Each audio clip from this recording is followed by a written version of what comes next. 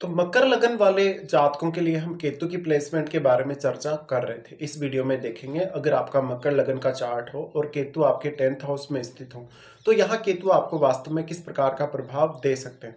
केतु यहाँ स्थित होंगे तो वो तुला राशि में स्थित होंगे। तुला राशि में केतु उतने ज़्यादा कंफर्टेबल बिल्कुल भी नहीं होंगे, इसलिए यहाँ जातक को अपने लिए एक प्रॉपर कैरियर चुनने में काफ़ी परेशानी आएगी। इवन जातक को जो नेम फेम मिलेगा, जो उसको प्रसिद्धि मिलेगी या उसके कार्य क्षेत्र की वजह से उसको जो नाम मिलेगा, कहीं ना कहीं जातक को उसका रियल एहसास नहीं हो सकेगा, इसलिए जातक हमेशा डिससेटिस्फाइड रहेगा। हालांकि जातक ये चाहता है कि वो अपने कैरियर में बहुत ज़्यादा नेम फेम प्राप्त करे और उसका कहीं ना कहीं बहुत बड़ा एक नाम हो, लेकिन यहाँ पे केतु बैठे हैं तो इस हाउस की एनर्जी को हमेशा कम करने का काम केतु करेंगे और साथ में जो वास्तव में आपकी पॉपुलैरिटी है उसका एहसास आपको नहीं होगा। तो यहाँ सबसे पहले तो आपको यही कोशिश करनी होगी कि आप अपने लिए एक सही कैरियर चुनें। अगर यहाँ केतु के साथ कोई भी अन्य ग्रह बैठा हुआ होगा तो उस ग्रह से रिलेटेड जो क्वालिटीज़ हैं उनमें भी कमी आएगी, इसलिए उस ग्रह से रिलेटेड क्वालिटीज़ का प्रयोग आप अपने कैरियर में नहीं कर पाएंगे अच्छे से। अगर उस ग्रह से रिलेटेड अगर अपना कैरियर भी आप चुनना चाहें तो हो सकता है कि आपको वो एक सही दिशा ना देखने को मिले कैरियर में। यहाँ पे जातक मेनली अपने बॉस के साथ और अपने कलीग्स के साथ डील करते हुए उतना ज़्यादा कंफर्टेबल नहीं होगा। साथ-साथ में यहाँ आपको ये देखना होगा कि कोई भी शुभ ग्रह केतु के साथ बैठा है या कोई फायरी प्लैनेट केतु के साथ बैठा है। जब भी कोई भी फायरी प्लैनेट अगर केतु के साथ बैठेगा, तो उस केस में आपके रिश्तों पर बहुत गहरा असर पड़ेगा। आपके बॉस के साथ या कलीग्स के साथ रिश्ते बिगड़ने की संभावनाएँ बहुत ज़्यादा होंगी और आपको इस प्रकार का केतु फिर ज़्यादा फ्रस्ट्रेट करेगा। लेकिन कहीं न कहीं अगर आप यहाँ केतु को ही फ़ॉलो करते हैं तो ज़्यादा बेहतर कर सकते हैं। लेकिन तुला राशि में केतु उतने कंफर्टेबल नहीं होंगे और शुक्र के घर में वैसे भी केतु के जो परिणाम है वो उतने अच्छे नहीं होंगे यहाँ। इसलिए आपके प्रोफेशन वाइज यहाँ केतु आपको डिटेच करने का काम करेंगे। तो आपको वो सही डायरेक्शन जो आपके कैरियर में आपको मिलने चाहिए, हो सकता है उसका शुरू से ही आपके जीवन में अभाव होगा। इसलिए अब आपको अपने कैरियर में जहाँ भी आप हैं, जिस पद पर भी आप काम कर रहे हैं, वहीं आपको खुद को सेटिस्फाई रखना होगा। इस प्रकार का केतु एनर्जी को कम करने का काम करेगा, जिससे साथ बैठे ग्रह के प्रभावों पर भी असर पड़ेगा। इसलिए कोई भी अगर फायरी प्लैनेट बैठा है तो कहीं न कहीं आपका जो डिससैटिस्फैक्शन है वो ज़्यादा हो सकता है। अगर कोई भी शुभ ग्रह यहाँ बैठेगा केतु के साथ तो उसकी शुभता में कमी आएगी और उस ग्रह से रिलेटेड क्वालिटीज़ का प्रयोग करने में अब आपको ज़्यादा मेहनत करनी होगी। इस प्रकार का केतु दिखाता है कि एक ना एक समय के बाद जातक अपने करियर से बहुत ज़्यादा डिससेटिस्फाई होके अपना रिजाइन वगैरह दे देगा या वो अपने करियर को कहीं दूसरी दिशा में स्विच करने के बारे में बार-बार सोचेगा और लेकिन जातक ऐसा कर नहीं पाएगा बहुत बार सोचने के बावजूद भी। तो यहाँ बहुत ही ज़्यादा एक ऐसी असमंजस की स्थिति केतु क्रिएट करते हैं। अब केतु के साथ आपको ये देखना होगा कि कोई भी प्लैनेट बैठा है या नहीं। इसके साथ-साथ आपके चार्ट में शुक्र वास्तव में कैसी स्थिति में है। शुक्र का आपके 10th हाउस पे प्रभाव है या नहीं है, या जहाँ भी आपके चार्ट में शुक्र होंगे वास्तव में कैसी स्थिति में शुक्र बैठे हैं, क्या वो रेट्रोग्रेड हैं, क्या वो सामान्य स्थिति में हैं। नॉर्मली हम ये मानते हैं कि केतु और राहु के साथ कोई भी ग्रह अगर बैठता है, युति करके अगर बैठा हुआ होता है, तो उस केस में आपको रेट्रो प्लैनेट को अलग तरीके से जज करना होगा और सामान्य स्थिति में बैठे हुए प्लैनेट को अलग तरीके से जज करना होगा। जो भी प्लैनेट राहु या केतु के साथ रेट्रोग्रेड कंडीशन में बैठा हुआ होगा, उन पर ये दोनों ही ग्रह काफ़ी ज़्यादा इफ़ेक्ट डाल पाएँगे। हालाँकि आपको इसमें डिग्री डिफरेंस अवश्य देखना होगा। तो नॉर्मली अगर हम देखें 10th हाउस के लिए, 10th हाउस में अगर कोई भी ग्रह यहाँ रेट्रोग्रेड स्थित है, तो आपको ये देखना है कि वो ग्रह आपके 11th हाउस की तरफ मूव करने के बजाय वो 9th हाउस की तरफ मूव कर रहा है। इसलिए अब कहीं न कहीं केतु का भी जो प्रभाव है वो आपके 9th हाउस की तरफ ही है और अगर वो ग्रह आपके 9th हाउस की तरफ मूव कर रहा है तो केतु काफ़ी स्ट्रॉन्ग इम्पैक्ट उस ग्रह पर डाल पाएँगे। इसलिए उस ग्रह से जुड़े हुए आपके प्रोफेशन से रिलेटेड कार्यों, आपके रिश्तों और उस ग्रह से अगर आपको किसी भी प्रकार का गेन प्राप्त करना है, तो आपको ज़्यादा मेहनत करनी होगी। इसके साथ-साथ उस ग्रह की एनर्जी को भी केतु काफ़ी ज़्यादा एब्ज़ॉर्ब करने का काम करेंगे। इसी तरीके से इस हाउस की एनर्जी को भी।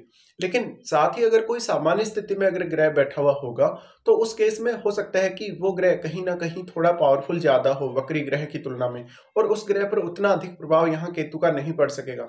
नॉर्मली अगर हम देखें तो मंगल वत ही केतु चलते हैं और अगर मंगल ही केतु के साथ स्थित हों तो मंगल रेट्रोग्रेड कंडीशन में केतु के साथ नहीं होने चाहिए। अगर मंगल रेट्रोग्रेड कंडीशन में केतु के साथ स्थित हो जाते हैं उस केस में कहीं न कहीं मंगल ज़्यादा प्रभाव दिखा पाएँगे और मंगल बहुत ज़्यादा फायरी होंगे उस केस में। इसलिए आपको यहाँ काफ़ी विस्फोटक स्थिति देखने को मिलेगी दोनों के युति होते हुए। तो आपको फिर बहुत ही ज़्यादा कहीं न कहीं फ्रस्ट्रेशन वाली स्थितियाँ, बहुत ही ज़्यादा कन्फ्यूजन वाली स्थितियाँ देखने को मिलेंगी और करियर को लेकर आप हमेशा तनाव में रहेंगे या डिससैटिस्फैक्शन में रहेंगे। तो यहाँ आप यही समझ सकते हैं कि मंगल के केतु के साथ आने की वजह से आपका जो डिससैटिस्फैक्शन है वो और ज़्यादा बढ़ जाएगा और बहुत ज़्यादा डिप्रेशन में, एंग्जायटी में या तनाव में आके कुछ गलत फैसले भी आपसे हो सकते हैं। इसी तरीके से अगर चंद्रमा जैसा ग्रह यहाँ बैठा हुआ होगा, तो वो आपके मेंटल लेवल को सबसे ज़्यादा प्रभावित करेगा कहीं न कहीं। और क्योंकि चंद्रमा किसी भी अन्य ग्रह से काफ़ी तेज़ी से प्रभावित होते हैं और अन्य ग्रह का जो प्रभाव है चंद्रमा पर वो काफ़ी स्ट्रांगली पड़ता है। इसलिए यहाँ एक तरीके से केतु चंद्रमा पर ग्रहण लगाने का काम ही करेंगे। इसके साथ-साथ आपके केतु के साथ बैठे हुए जो ग्रह हैं, उनसे रिलेटेड भावों पर भी आपको विचार करना चाहिए। उन भावों से जुड़े हुए आपके रिश्ते, उन भावों से जुड़ा हुआ आपका कोई भी प्रकार का गेन है, लाभ है, चाहे वो धन लाभ है, संपत्ति के रूप में आपको लाभ प्राप्त हो रहा है या अन्य आपको कोई भी गेन प्राप्त हो रहा है, तो उस मामले में आपको काफ़ी ज़्यादा ही डिससैटिस्फैक्शन होगा और उन रिश्तों से आप काफ़ी ज़्यादा डिटैच होते हुए भी नज़र आएँगे। साथ में आपको उन भावों से जुड़े हुए कार्यों और उन भावों से जुड़े हुए रिश्तों के साथ डील करना आसान नहीं होगा। कहीं न कहीं वो जो आप कार्य प्लान करेंगे उन भावों से रिलेटेड, उनमें आपकी बहुत सारी गलतियाँ भी सामने आएँगी। इस वजह से आपको काफ़ी कन्फ्यूज़न की स्थितियों का सामना करना होगा। तो नॉर्मली आपको ये देखना होगा कि केतु के साथ वास्तव में कौन-सा प्लैनेट बैठा है और वो आपके चार्ट में कौन-कौन से भावों का स्वामी है। इसके साथ ही आप ये देखिए कि राहु का प्रभाव भी केतु पर है। लेकिन क्योंकि राहु और केतु के मध्य 180 डिग्री का जो एंगल बन रहा है, उस एंगल की वजह से कहीं न कहीं राहु का प्रभाव एक सीमित मात्रा में ही केतु पर हो सकता है। क्योंकि अगर राहु का प्रभाव अधिक होगा केतु पर तो 180 डिग्री का एंगल जो होगा वो खत्म होगा और ऐसा हो नहीं सकता बिल्कुल भी। इसलिए कहीं न कहीं राहु का प्रभाव एक सीमा तक ही केतु पर पड़ेगा। लेकिन आप ये ज़रूर बोल सकते हैं कि आपके 4th हाउस में स्थित राहु के साथ अगर कोई अन्य ग्रह बैठा है, तो क्योंकि उसकी जो क्वालिटीज़ हैं और वो जो ग्रह है वो काफ़ी मल्टीप्लाई हुआ है राहु के साथ बैठे हुए होने की वजह से। इसलिए उसका मल्टीप्लाई होने का जो इफ़ेक्ट है वो केतु पर देखने को मिलेगा और केतु के साथ बैठे हुए ग्रह पर भी। इसलिए आपको इस तरीके से जज करना होगा। तो आपको ये देखना होगा कि वास्तव में यहाँ केतु पर कितना अधिक प्रभाव वो ग्रह डाल पा रहा है या उस ग्रह के संबंध कैसे हैं केतु के साथ या नॉर्मली वो जो ग्रह है केतु के साथ बैठे हुए ग्रह को किस प्रकार से प्रभावित कर सकता है। इसके साथ-साथ आपकी जो क्वालिटीज़ हैं, आपको कहीं न कहीं जो आपका मेन जो प्रोफ़ेशन है, या जो प्रोफ़ेशन एक्चुअल में आपको चुनना चाहिए, जिस साइड में आपको या जिस लाइन में आपको वास्तव में जाना चाहिए, कहीं न कहीं केतु आपको काफ़ी ज़्यादा यहाँ कन्फ्यूज़ करके रखेंगे।